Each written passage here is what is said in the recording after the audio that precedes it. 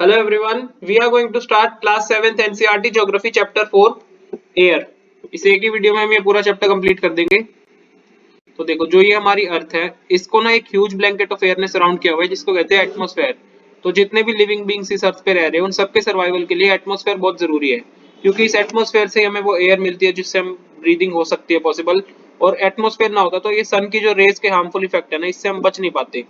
Direct ये day के time में जो सन की हीट आती है ना ये हमने को जला देती बिल्कुल ही, और रात के समय पर हम बिल्कुल जम जाते हैं अगर एटमॉस्फेयर ना होता तो इसी कारण से ये जो मास ऑफ एयर हमारी अर्थ को सराउंड कर रहा है ना यही अपने अर्थ की टेम्परेचर को लिवेबल मतलब जीने लायक बनाता है। कॉम्पोजिशन ऑफ द एटमॉस्फेयर, तो ये जितना भी एयर हम ब्रीथ कर रहे हैं ना ये वास्तव में काफी गैसेस का मिक्सचर है। और नाइट्रोजन और ऑक्सीजन दो मेन गैसेस है, मतलब कि ये दो गैसेस बल्क में एटमॉस्फेयर में। Carbon dioxide, helium, ozone, argon और हाइड्रोजन ये थोड़ी कम क्वांटिटीज में मिलती है। और इन गैसेस के अलावा कुछ छोटे छोटे डस्ट पार्टिकल्स भी एयर में प्रेजेंट है। इस पाई चार्ट में आपको काफी अच्छी तरह से समझ आ जाएगा, मतलब की। तो देखो नाइट्रोजन जो है सबसे प्लेंटिफुल मतलब सबसे ज्यादा वॉल्यूम में मौजूद गैस है।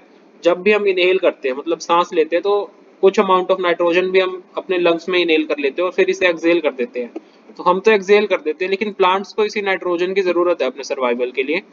तो वो प्लांट्स जो है ना ये नाइट्रोजन डायरेक्टली एयर से नहीं ले सकते, तो कुछ बैक्टीरियाज होते हैं जो इनकी सॉइल में या रूट्स में रहते हैं। तो ये इन बैक्टीरियाज जो होते हैं इस नाइट्रोजन को एयर से लेते हैं और इसकी फॉर्म को चेंज कर देते हैं इस तरह से कि प्लांट्स इनको यूज कर सके। अब देखो नाइट्रोजन तो सबसे ज्यादा प्लेंटीफुल है। अब नाइट्रोजन के बाद जो सबसे ज्यादा प्लेंटीफुल है वो है ऑक्सीजन। ऑक्सीजन जो है वो ह्यूमंस और एनिमल्स के लिए जरूरी है क्योंकि वो ऑक्सीजन एयर से लेते हैं जब भी वो ब्रीथ करते हैं। तो देखो ह्यूमंस और एनिमल्स तो ऑक्सीजन एयर से लेते हैं, लेकिन ग्रीन प्लांट्स जो होते हैं ना वो ऑक्सीजन को प्रोड्यूस करते हैं फोटोसिंथेसिस के टाइम। तो इस तरीके से ना ऑक्सीजन कंटेंट जितना भी एयर में ये कांस्टेंट रहता है। लेकिन अगर हम पेड़ काटेंगे, ट्रीज को कट करेंगे तो फिर ये बैलेंस बिगड़ जाएगा। अब देखो कार्बन डाइऑक्साइड जो होती है ये भी एक काफी इंपॉर्टेंट गैस है। ग्रीन प्लांट्स होते हैं ना वो कार्बन डाइऑक्साइड को फूड बनाने के लिए यूज करते हैं और ऑक्सीजन को वो रिलीज कर देते हैं। तो ह्यूमंस और एनिमल्स ऑक्सीजन को, कार्बन डाइऑक्साइड को रिलीज करते हैं और ये प्लांट्स कार्बन डाइऑक्साइड को कंज्यूम करते हैं। तो ये जो अमाउंट ऑफ रिलीज और अमाउंट ऑफ कंज्यूम है ना ये लगभग इक्वल सा ही है, तो एक सही से बैलेंस बना रहता है। लेकिन ये बैलेंस बिगड़ तब जाता है जब हम ज्यादा फ्यूल्स बर्न करते हैं जैसे कि कोल या ऑयल वगैरह को बर्न करते हैं ना, तो इससे क्या होता है जो हर साल हमारे एटमॉस्फेयर में billions of tons carbon dioxide add हो जाती है। तो इसका रिजल्ट ये है कि कार्बन डाइऑक्साइड की वॉल्यूम बढ़ने से अर्थ का वेदर और क्लाइमेट चेंज होता रहता है। तो देखो ग्रीन हाउस इफेक्ट के बारे में आप समझोगे ना तो आपको काफी अच्छी तरह समझ आता जाएगा ये कैसे होता है। तो देखो जो कार्बन डाइऑक्साइड एटमॉस्फेयर में रिलीज की जाती है ये एक ग्रीन हाउस इफेक्ट क्रिएट करती है। कैसे? ये जो अर्थ हीट रेडिएट करती है ना उसको ट्रैप कर लेती है। इसीलिए कार्बन डाइऑक्साइड को ग्रीन हाउस गैस भी कहा जाता है। और अगर कार्बन डाइऑक्साइड ना होती तो अर्थ इतनी ठंडी हो जाती रहने के लिए कि थोड़ा मुश्किल होता है इस पे रहना। लेकिन फिर भी देखो जो भी ये लेवल होता है ना एटमॉस्फेयर में बढ़ता है कार्बन डाइऑक्साइड वगैरह का, ये बढ़ता क्यों है? क्योंकि ये जो स्मोक है ना फैक्ट्री से और कार फ्यूम्स है, तो इनकी जो हीट है ना इनकी हीट को ट्रैप कर लेती है ये कार्बन डाइऑक्साइड, तो फिर टेम्परेचर बढ़ता है अर्थ का। इसे ही कहते हैं ग्लोबल वार्मिंग। तो जो टेम्परेचर बढ़ता है ना अर्थ का तो इसके कारण क्या होता है वर्ल्ड के जो कोल्डेस्ट पार्ट्स है उधर की स्नो मेल्ट होती है। तो स्नो मेल्ट होती है तो इसका रिजल्ट होता है कि सी लेवल में राइज होता है। सी लेवल बढ़ता है तो फिर कोस्टल एरियाज में फ्लड आ जाती है।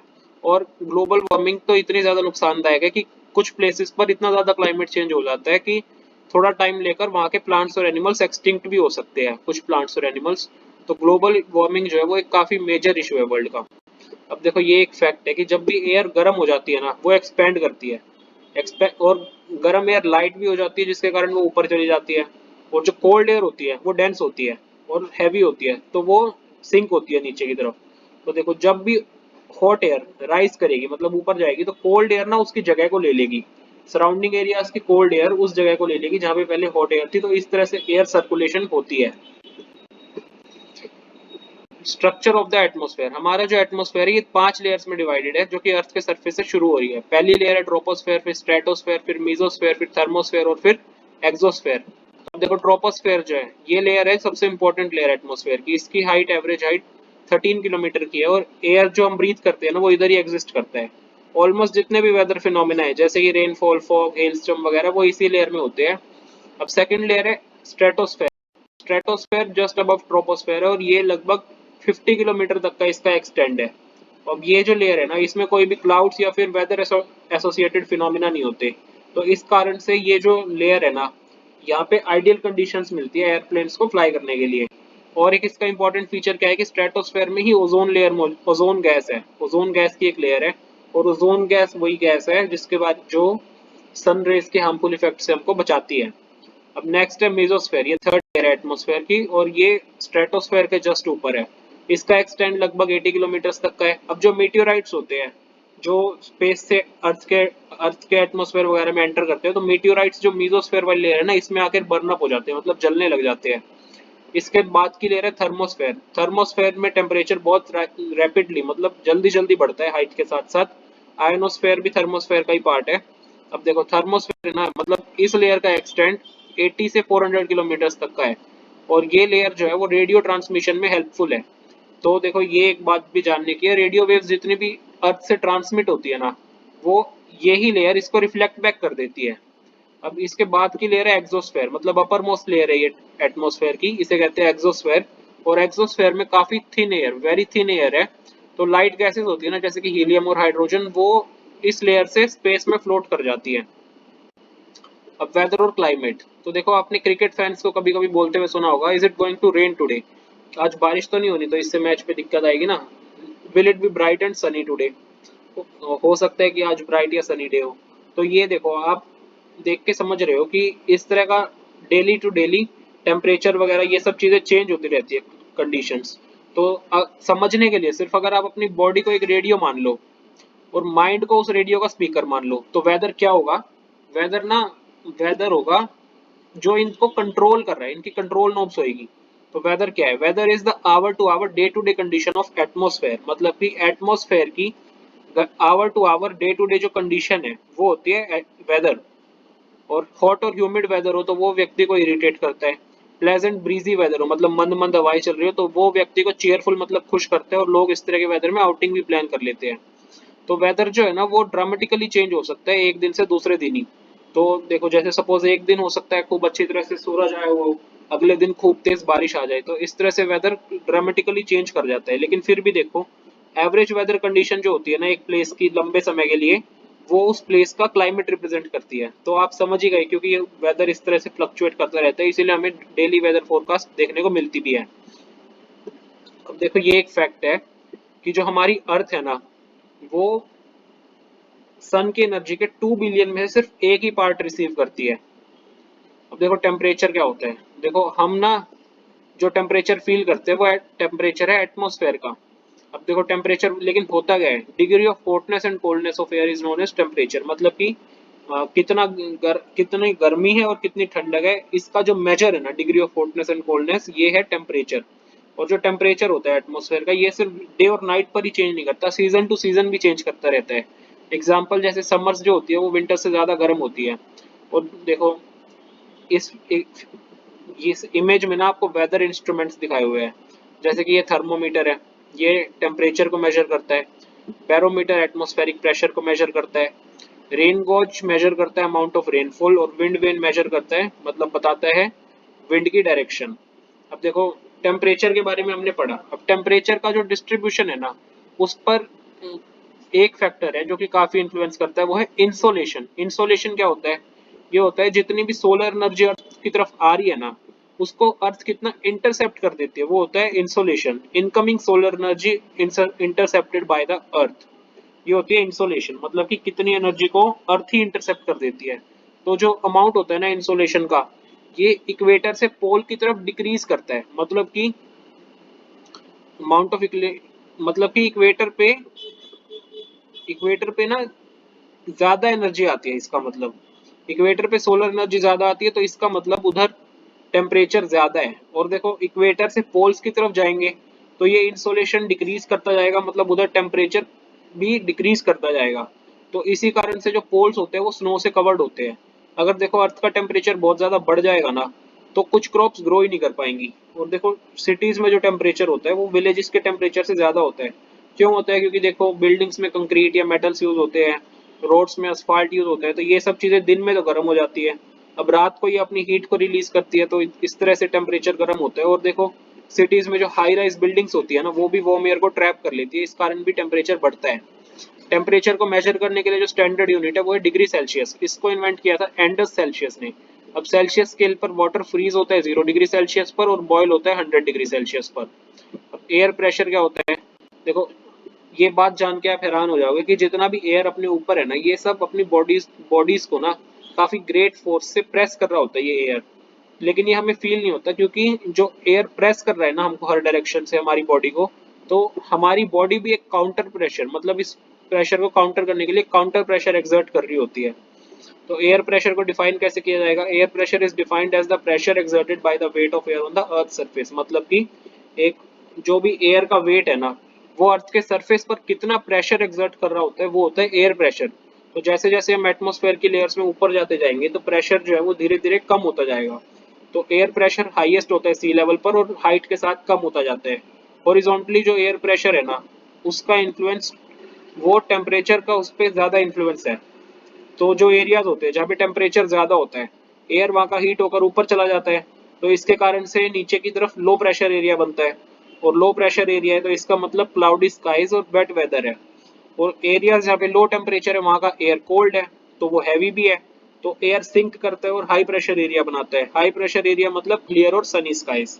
तो एयर मूव करता है हमेशा हाई प्रेशर एरिया से लो प्रेशर एरिया की तरफ, इस बात को हमेशा याद रखना। अब देखो मून पर क्योंकि कोई भी एयर नहीं होता, तो कोई एयर प्रेशर भी नहीं होएगा। लेकिन देखो हमने पढ़ा कि एयर प्रेशर को एक्सर्ट काउंटर करने के लिए काउंटर प्रेशर हमारी बॉडी डालती है। तो अब देखो एस्ट्रोनॉट्स को ना एक स्पेशल तरह का सूट पहनना पड़ता है, स्पेशल प्रोटेक्टिव स्पेस सूट्स पहनना पड़ता है, जिनमें एयर फील्ड होती है। जब भी वो मून पे जाते हैं तो ये पहनना पड़ता है जिनमें एयर फील्ड होती है। अगर वो इस तरह के स्पेस सूट्स नहीं पहनेंगे ना, तो उनकी बॉडी जो काउंटर प्रेशर एक्सर्ट कर रही होती है, तो एस्ट्रोनॉट्स को उनके कारण से उनकी ब्लड वेसल्स ना फट जाएंगी और एस्ट्रोनॉट्स को खून आने लगेगा। तो इस कारण से ये स्पेशल प्रोटेक्टिव सूट्स उनको पहनने पड़ते हैं। अब देखो विंड क्या होता है, देखो हाई प्रेशर एरिया से लो प्रेशर एरिया की तरफ जो एयर की मूवमेंट होती है ना, उसको कहते हैं विंड। तो विंड के काम हम देख सकते हैं, जैसे विंड कभी कभी ड्राई लीव्स को ब्लो कर देती है, और कभी कभी तो जब स्टॉर्म की तरह आ जाए तो पेड़ों को भी उखाड़ देती है। तो कभी कभी विंड होता है कि भाई जेंटली विंड ब्लो कर रही हो, तो हम सिर्फ देखें कि विंड के साथ थोड़ी सी स्मोक या फिर डस्ट वगैरह ब्लो करती रहेगी। और कभी कभी तो विंड इतनी स्ट्रांग भी हो जाती है कि उसके अगेंस्ट चलना भी मुश्किल हो जाता है। हो सकता है आपने एक्सपीरियंस भी करा हो कि विंडी डे पर अम्ब्रेला को होल्ड करना कितना मुश्किल हो जाता है। काफी और भी मतलब तरीके से स्ट्रॉन्ग विंड्स प्रॉब्लम्स क्रिएट करती है। अब देखो विंड को ना नाम भी दिए जाते हैं। विंड को यूजुअली नाम दिया जाता है कि वो किस डायरेक्शन में ब्लो कर रही है, उसके बेसिस पर।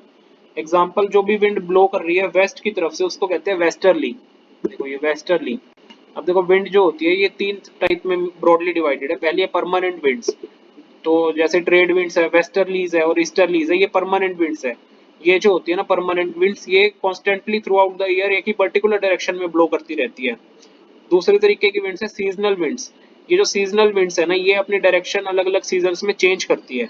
इसका सही एग्जांपल है इंडिया के मॉनसून। जैसे मॉनसून विंड्स भी अपनी अपनी डायरेक्शन चेंज करती रहती है।